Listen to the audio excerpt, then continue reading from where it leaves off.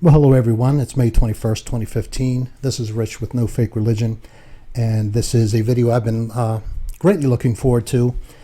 Wasn't sure how I was going to do this or if I should do things before it. There's always things I can do before, and then before that, and then before that. When you get into the subject of heaven and hell and our destination and different things like that once we die, there's all kind of things to consider. And there are so many things that are misrepresented in translations and even just in common thought that there's a lot of assumptions that we have. And I think everybody would agree that we shouldn't have assumptions at all when it's concerning anything that has to do with God. But we tend to have them anyway. And a lot of times we're comfortable in whatever those assumptions are. And if we are presented with some sort of facts that are contrary to our current beliefs or assumptions, we generally just don't want to go there. We want to rebel against that. So, because it's obvious, to everyone, it's more comfortable to stay in whatever belief system you have. To completely start wrapping your mind around something different is hard. It is really hard to do, especially in a world where, knowledge is prized, or people are proud by their knowledge. The Bible says knowledge puffs up. And a lot of people just don't want to admit wrong. And because of that, they never know. You never learn anything new. That's just the plain and simple part of it. I discussed before in my last video on Mr. Thrive and Survive channel that I'm going to be a little bit more direct and hard hitting on this because to me, there's no time to waste. I could be gone tomorrow. You could be gone tomorrow. Whether or not there is a rapture or we're at the end times or not, we're one heartbeat and one breath away always from the end. And I think it's important that we know the truth. And I would ask anyone listening to this not to just say, well, I know the truth and I'm not going to watch this, or I'm going to get to some part and it's going to start bothering me, so I'm going to turn it off. I learned a great lesson when I along with others, produced I think it was 25 or 30 page PDF and booklet, which proved without a doubt, 100%, no question about it, there is no tithing in the Bible and never has been to the priest or priesthood or anything. It's always been to God, and it's just that simple. But, a lot of people that were in my church at the time, it was a law-keeping church, and those who were willing to actually read it and get through it actually started opening their eyes. And of course, once you start detecting leaven in your belief system, you discover that you've got usually a lot of leaven in your belief system, and you've got to get rid of that. As the Bible tells us, a little leaven leavens the whole lump. And I was pretty direct and hard-hitting in that book. Now, I say there was 4 of us that contributed to that book, but I was the actual person to put it together in writing and published it. So if I say that, I don't mean to take credit away from the other 4 or the other 3 that were with me in that project. In any case, a lot of people I noticed got to page 7, and it started to become you got to a point by page 7 that you realize that either you have been lied to about tithing and your belief about it is wrong, when you got to that point, when it became so hard hitting in your face, you had to make a mental decision. Are you going to accept what you see in front of you in black and white as truth? Or are you going to reject it because you are comfortable staying in the mindset that you are, and you don't want to change that mindset? Because let's face it, when you're in a church that is a law-keeping church, you're keeping the Sabbath and holy days, you're keeping foot washing, you're doing a lot of different things, and chances are you've married into someone who believes the same way in the church. Your family believes the same way. All your friends believe the same way, because trust me, when you're that far out on a limb with something, you don't make too many friends in traditional Christianity because they see it as wrong. Now, I'm not saying a lot of everything that I just mentioned in a list was wrong. All right, I have certain thoughts about the Sabbath and other things that are not for this video, but please don't take it to mean that just because I listed those off with tithing that I don't think any of that has merit for us today. Please don't take any blanket statement like that. But anyway, when people get to a certain point, they usually either walk out on the sermon They turn their mind off to the sermon if they don't physically get up and leave, or they stop reading. I remember the testimony of one person who was watching somebody else who really said they wanted to know the truth about tithing. They got to page 7, realized what I just talked about how their life would change if they didn't believe in tithing. And they closed the book and said straight out, I can't read any more of this. All right. Now, what they did was they decided to pick man over God. I mean, when you think about it, that's what they did. They took man's belief system and wanted to believe that over the truth of God. And if you want to do that, that's your responsibility. All I can do is show you the truth as I see it and ask you to keep an open mind and to study it for yourself. If you prove a difference, please show it to me. I'm always willing to change my mind on anything. If we ever get to the point where we think we know it all, then we don't even need the Bible anymore, do we? All right. You're dismissing the fact that there's constant revelation being given to us. And I also believe full-heartedly that God has us believe certain things for a certain period of time. It becomes our truth, so to speak, until we are ready in God's eyes to move on to the next thing. And I, in my life, understand now that I needed to believe in the law and different things like that I believed in for such a long period of time. There was a reason for it. But when that reason was completed, and not a moment later, God opened my eyes to new truth, and then it was my choice. Do I want to believe that new truth, even though it contradicted everything I had invested my entire life in and my family in for 17 years? Okay. I ended up, not directly, but partially in a divorce because of my belief system to start with when I got into that. Then I married someone who I met in the church at a church function, at a singles function in the church. And thank God that person, my wife, my second wife, believed the same way I did when we came out of it. In fact, she said that she never believed a lot of it when she was in it. The other thing I've been trying to think of is clean and unclean foods. All right. That's another thing that we did, and that's a hard thing to do, especially when you're from a seafood capital like Baltimore. Anyway, with that little preamble, I'd like to get into this. I want to discuss mostly today this idea of Abraham's bosom. And it just absolutely knocks my socks off, the different things I have read and heard from people about what they think Abraham's bosom is. And I'm going to generalize because I don't want to point out anybody in particular. But I've heard people say things like, I always thought Abraham's bosom was, of course, that's where we went when we died, and we waited in that area until Christ returned, and then we went from Abraham's bosom into the kingdom fully. I've heard that. And I've heard all kind of other things about Abraham's bosom, how this group goes to Abraham's bosom, but that group does not. Obviously, in the parable here of Lazarus and the rich man, you have Lazarus going to Abraham's bosom, and you have the rich man going somewhere else to a place of torment. And the question really comes down to is, the story was told by Jesus, whether it was true or a parable. And we will cover that in probably the next installment of Lazarus and the rich man. This is probably going to be called something like Lazarus and the rich man, hell, heaven, and a preamble, something like that. But it's very important to understand that even if it was literal, that the idea of Abraham's bosom is anything but literal. But what's so wonderful about what I'm going to go over today is it shows you how easily we can let our minds go with falsehood and build one belief upon the other, when in reality the foundation is flawed. And we are told to build our foundation on Christ. And if that foundation isn't on him, it is flawed. And the higher we build foundations after it, the more crooked and unstable it becomes. If you apply it to a real everyday foundation, all right?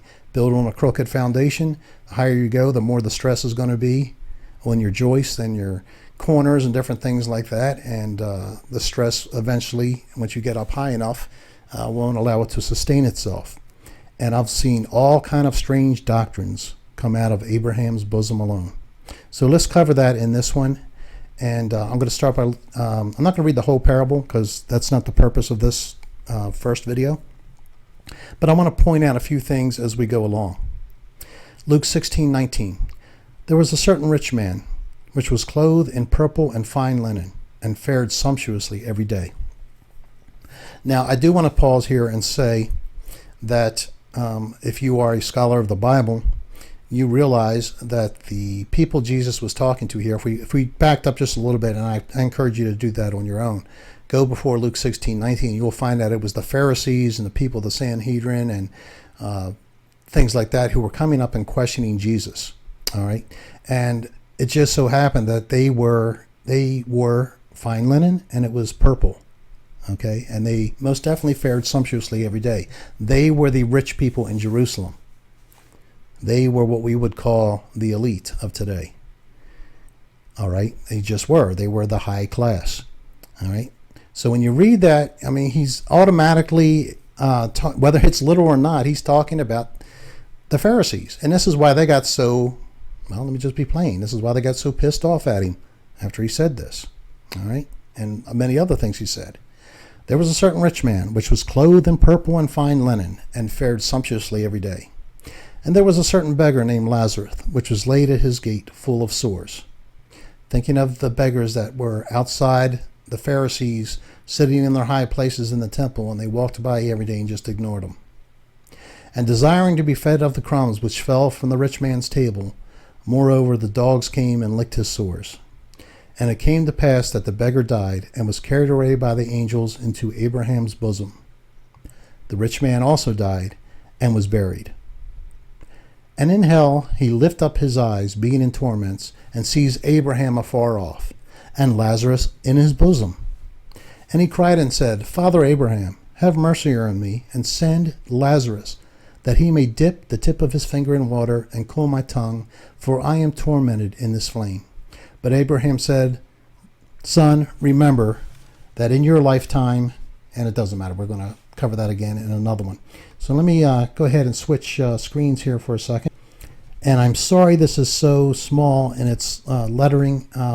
Please go to full screen. I'm going to try to load this in high definition so that you can read this. I'm going to read it anyway. This is explaining the bosom of Abraham. You can find this, just Google it. What does Abraham's bosom mean? And I think a lot of us, or I was surprised even when I first saw it. I knew it wasn't literal to start with, but I know, after I saw many people who really thought it was literal, and it's anyway, let's just get into it. It's an idiom of the day. And I'm just going to read some of this here because it's very good, this writing. I've seen several other dissertations talking about the bosom of Abraham, Abraham's bosom, and this is one of the better ones. Okay.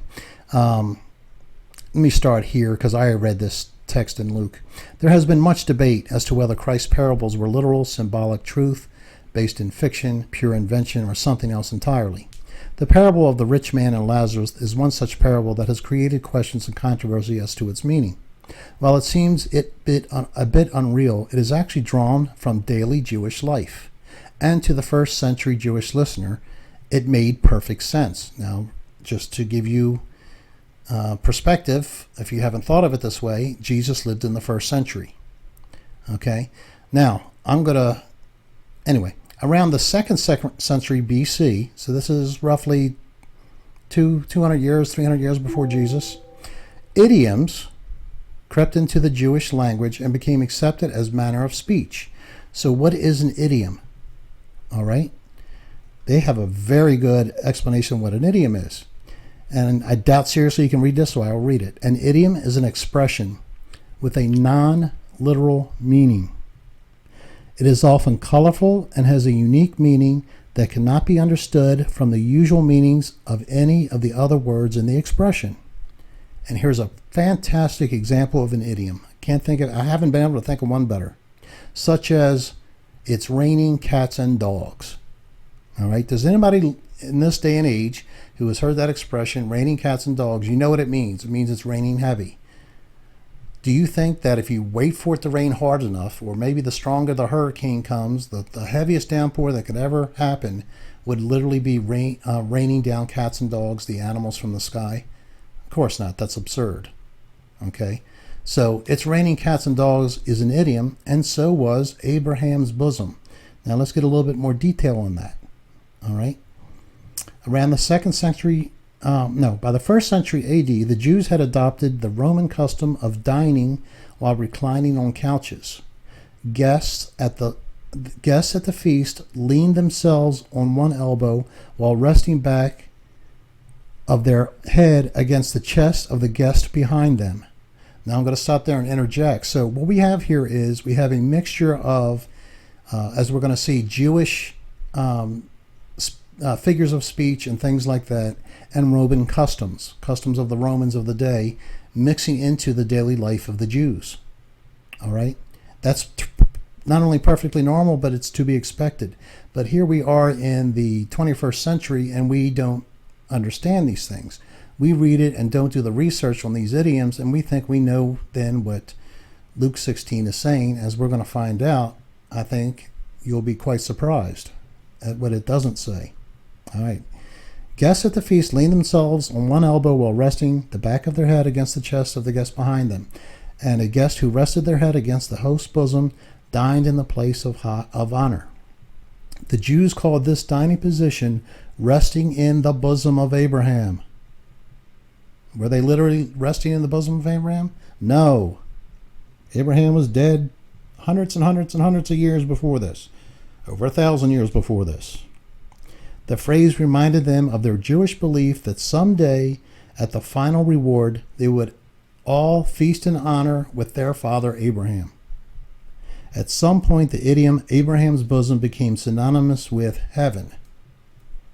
Notice it became synonymous with it. It's not doctrine. It's not from the Bible. The place of final reward, the place of the eternal feast. Okay? Now, I'm not going to get in here with what the Pharisees believed versus Jesus on life and death. It doesn't matter. But what does matter is that they saw this as a symbolic thing of, oh, okay, when I'm such a good Jew, so to speak, I guess, that maybe I will be able to dine with Abraham in Abraham's bosom. I will get the place of high honor. All right. Just because the Roman custom and the Jewish customs here kind of mixed, and their hopes and desires, does not make it biblical. We cannot make a dogmatic statement like, okay, Abraham's bosom means, okay, that's a place where we will go while we're waiting for Jesus to complete all the things on earth. Then we go and be with him. And all the other crazy, strange things I've heard about the bosom of Abraham and Abraham's bosom. Please wake up, people, and realize that when you read this now, Abraham's bosom is nothing but an idiom, a figure of speech. If you want to make that into dogma, then you're making a big mistake. You're creating a foundation that is extremely shaky. You're taking the sayings of people and making it into a dogmatic statement.